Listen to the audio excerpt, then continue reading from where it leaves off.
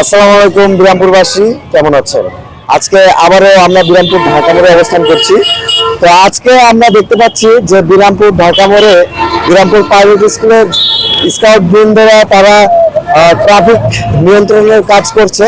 তো এই মুহূর্তে দেখতে পাচ্ছেন আমার পাশে একজন ভাই রয়েছে, তিনি স্কাউটের। আপনার নামটা বলবেন এবং আপনার পরিচয় বলবেন।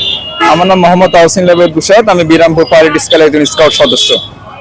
আচ্ছা, আজকে আপনারা ট্রাফিক নিয়ন্ত্রণের কাজ করছেন, তো অনেকে আপনাদেরকে সাধুবাদ জানাচ্ছে। আমরা দেখতেছি অনেক সময় আপনারা অনেকে হয়তো বা বাধার সম্মুখীন হচ্ছেন, আপনারা অনেকে নিয়ম কানুন মানতেছে না, বিশৃঙ্খলা ভাবে চলাচলি করছে।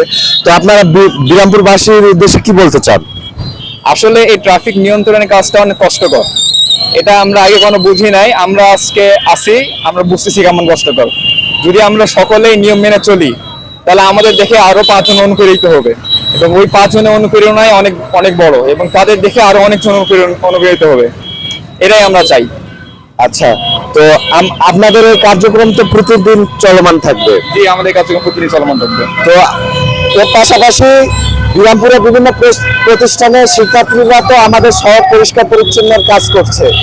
তো আপনাদের কাজ আপনারা নির্দ্বিধায় চালিয়ে যান, এবং আপনাদের যদি কোনো ধরনের সহযোগিতার প্রয়োজন হয়, আমাদের বিরামপুরের সাংবাদিকবৃন্দ আপনাদের পাশে আছে, বিরামপুরবাসী আপনাদের পাশে আছে। কোনো ধরনের যদি সমস্যার সম্মুখীন হয় অবশ্যই আমাদেরকে জানাবেন। ধন্যবাদ। আচ্ছা, আপনাদেরকে ধন্যবাদ। আপনারা ওই রোদে পুরো আপনারা কাজ করছেন, আপনাদেরকে অসংখ্য ধন্যবাদ জানাচ্ছি, সেই সাথে আপনাদেরকে স্যালুট জানাচ্ছি।